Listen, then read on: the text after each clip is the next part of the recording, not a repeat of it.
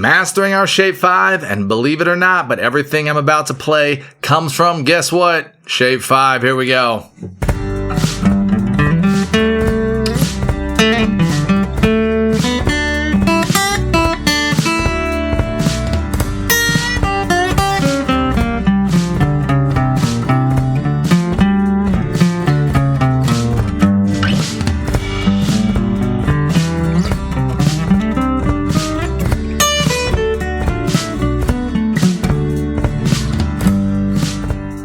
Welcome to FretRepz. My name is Micah Wagner, and I have been a beginner to intermediate guitar teacher for over 20 years. And most importantly, I also learned guitar not when I was 2 years old, but I picked it up for the first time when I was 17. So I know all the pain points, and I've helped hundreds and thousands of people get what you want, which is to finally play guitar and have it for the rest of your life. We're going to dive into this one. This is one of my favorites. I see it all the time. People really trying to get further and not realizing how much they have in one spot. So if you're familiar with shape 5, or so you think you are, tag along, get ready, because we're about to deep dive on it. Let's go. Shape 5 on guitar, otherwise known as the most useful shape on guitar, okay? It is such a building block. It is so rudimentary, and it is so expansive. I'm still deep diving on it. I'm still learning more, and everybody else, we're all still trying to find ways to apply this scale shape. Now, we're going to start from the foundation, or the way I like to look at the foundation, the pentatonic. If you started learning on, say, let's piano or something else, you probably wouldn't start with a pentatonic scale. But on guitar, penta means what? 5. Guitar is notoriously difficult to play, okay? So by leaning into the pentatonic, we kind of simplify as best we can our ability to play the scale. So I have it pulled up, wrong direction. I have it pulled up right there because one, it's 2 notes per string.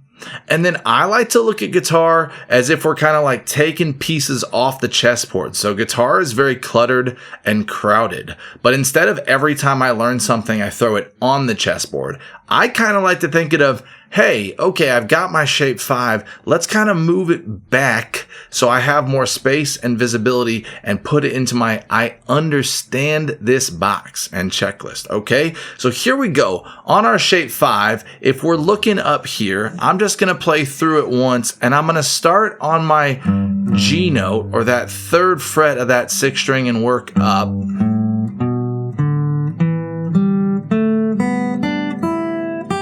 Okay. If we start on our G note with this scale, hint, super important, very easy to overlook it. That is a major pentatonic scale.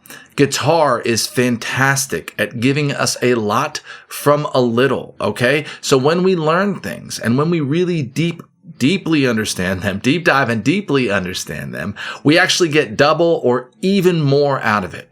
I very much like to come from the major. If you've learned this scale out of the minor position, which is very common, I find that harder to unpack mentally. So if you think you know this scale and that's where you're at with this stage, you can play it. It seems pretty effortless. But what I'm saying right now isn't crystal clear, then really understand it with me. If we go over and we look at this shape right here, you'll notice that we have a G, then we have an A, B, D, E, and then guess what? We get back to what? We get back to G. Okay, we got 12 total notes in the Western scale. This uses 5 of them. The first dive that we're going to take into this scale is we're going to look at these in intervals. Right now, I'm using the FretRepz Lab. This is the app that I've created, and it's the lab that I've created for education to help teach my students. So if I scroll down and I hit intervals, watch what happens now. Instead of having notes, we have what? We got numbers. If you don't understand this concept as well, this is a great threshold to start dipping into.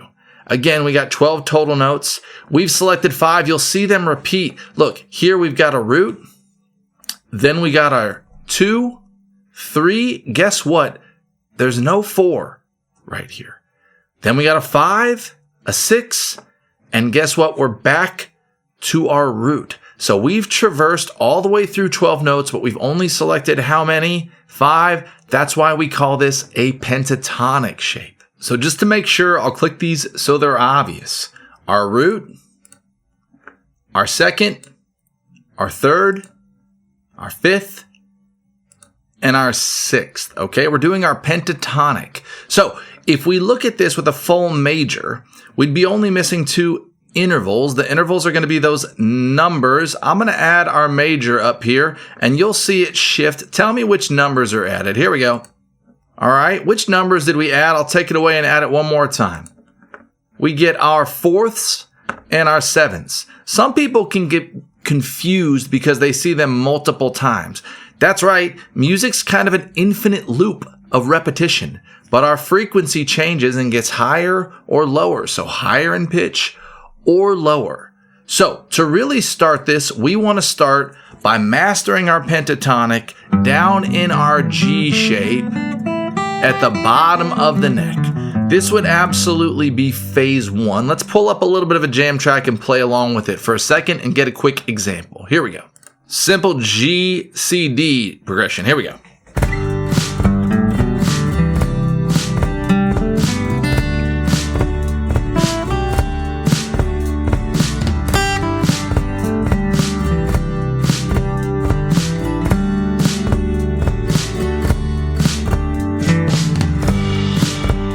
All right, stopping that there. We're going to go back, and we're going to go back to our pentatonic. So we're going to go from our major to our penta. We're still in a major pentatonic. And we're going to look at this. It removes that 4th and 7th. Now, I'm going to click this little button that says blue note right there. And look at that extra interval that it added. It added our flat 3rd. All right, if we're playing on our major, it adds our flat 3rd. Let's go ahead and add that in with our major and on that flat 3rd and see how it sounds. All right, same concept, playing still that shape 5, adding our blue note.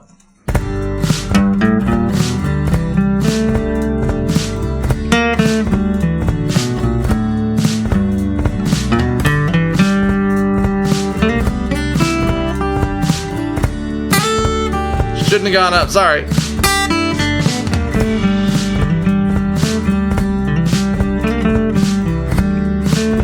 Alright, you get the gist. Alright, moving our way down. You get the idea. I'll pause that. I shouldn't have gone up. I'm trying to stay in one position. You'll find quickly you'll want to go just to that high side of shape 5 can be really fun, but staying inside this shape. So just in one spot in our shape 5, let's look at all of them. Alright, we've got our pentatonic, no blue note. We can add our blue note, and we can also go over to add our major. Right? Now, that would end up giving us, and you would be correct, our root, our second, our flat 3rd, our 5, our 4th, our 3rd, our 4th, English, Micah, English, numbers. I was an English major, all right, by all means. Our 5, our 6, our 7. We get a whole bunch of notes. Let me turn that blue note back on. Let's go back to the penta. Let's go back to the major. Okay? I think what I'm driving at here and what you can obviously see is that there is so much to be had from just that shape 5. Now, I haven't even really dipped into the concept that we can then actually move our shape 5 based on the chords underneath us. Now, typically, we're going to want to stick with the pentatonic, and you can get away with that blue note. Haven't even talked about the minor here in a bit, the flat 5. But let's take a look. If I was to take this and then our chord progression, if I move this up to a C, that's where our shape is going to be over the C. And if I move it up to a D, that's where it's going to be over a D, okay? I'm going to keep it on the D progression right here as we move through it. We're still playing in G. We're still playing the same jam track, and you'll see me move that shape 5 quarterly when it happens. Here we go.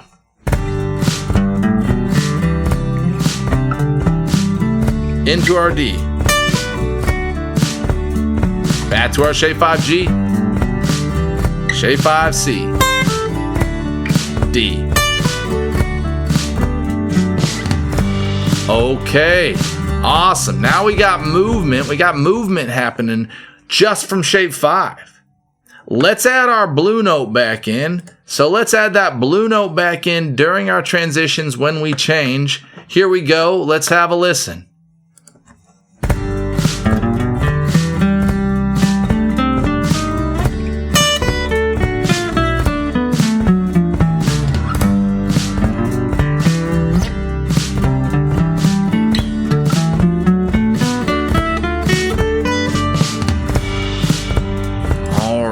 You get the gist. All right, we're still just sitting in shape 5. I can't preach how deep this shape goes. And if we start understanding the passing chords that are going underneath it, we add that blue note, we add that major, we get so much. All right, just dipping here a little bit. I like to come from the major if I was to go back. So let's move it back down to our key of G. And let's go ahead and shift over to minor. Now, it's going to slide this whole shape up. Okay, so I'm going to have to move it back because we're going to now be talking about our relative minor. But what I want you to see is that the intervals are going to change, but the shape will stay the exact same. Now, hang with me. Here we go from G major to G minor. Whop. Check out all those intervals there, okay? Now, I'm going to go back to major for a second. The relative minor of G is 3 semitones down. So that means, and if we don't know our musical alphabet by now, by all means, get it, okay? Head over to the app. Really just try to memorize that. It just takes a little bit of time. A sharp, B, etc. Moving our way up. This really helps us navigate down and up. So if I'm coming from G, 3 semitones down takes us from G to F sharp, F, and E. Here we go. We're shifting to minor, and then I'm going to change my key down to E minor. Look at that. All right, if you want to freeze frame the last one and freeze frame this, or maybe I'll fly in the other one and throw it right below it. I'll do that so you can see. You will see they are the exact same shape. But guess what's different? The intervals, right? I should point here. All right, those numbers next to it, our intervals are completely different. Music is fantastically awesome at being actually pretty straightforward and so deep. Deep, not wide, okay? Guys, I almost blew it and I didn't go deep because I was talking shape 5. And as we've been talking about this, so I'm sliding this in right here. If it cuts and chops back, I try to put it right at the right spot. But here's what's super important, okay? I'm going to move this back. If we're talking about shape 5, and one of the reasons that I had this is that technically, when we move to minor, it's no longer shape 5, okay? So I'm getting off a little bit of what I was promising of a number, but it's shape 1 of the minor. Here's what I want you to notice, and I'm talking about this both ways so you'll see it. If I shift over to our minor pentatonic here, what happens? We're talking about it, and then I move it up to G minor, and then I move it down. So in this video, you're going to see both. Is the shape exactly the same? Yes, but. Yes, but, and we talk about it, the intervals. So when I teach shape 5 and why I think it's so important to come from the minor, is that your minor position is right there, baby. Right there. Okay, I'm going to pull that jam track up again. I'm going to play it over G minor using what's now shape 1, but really it's what you learned. It's shape 5, starting on that root note, and we're going to play it with the jam track, all right? Here we go. Jam track's in major, so it's going to sound a little bit harsh, a little dirtier, but that's the point. Here we go.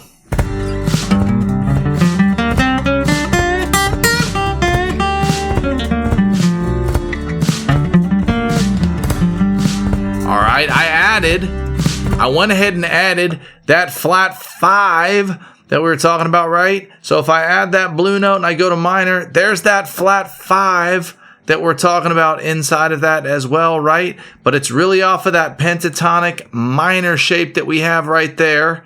And then we added the flat 5. So now, by mastering our shape 5, we not only got our major position, but we started moving it to other chords as they pass through. And we get our minor position as well. Do you guys see how many notes we got around this neck? My God. Or my girds, as they say. Look at this.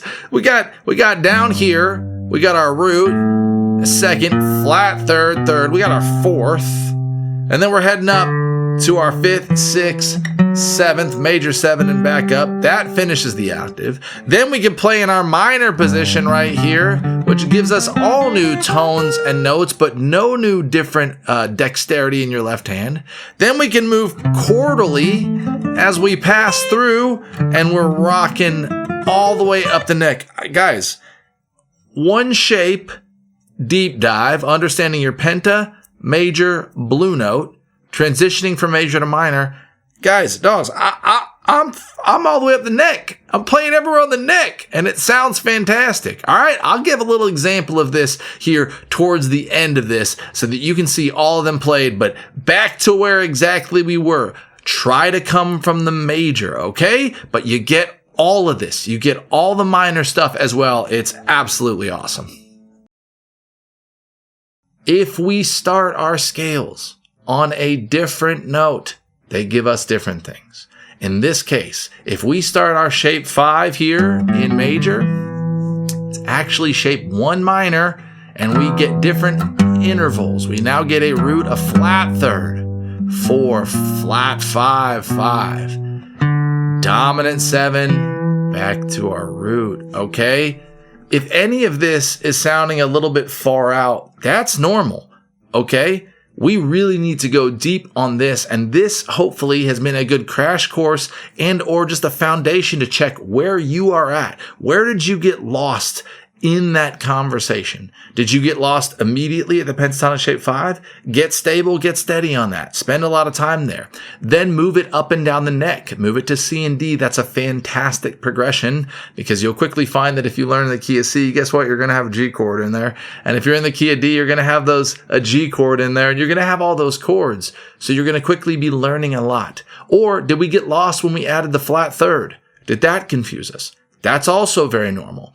Get used to that scale shape. It's in the app. Drive it out until your fingers just feel super comfortable. Then also start moving it.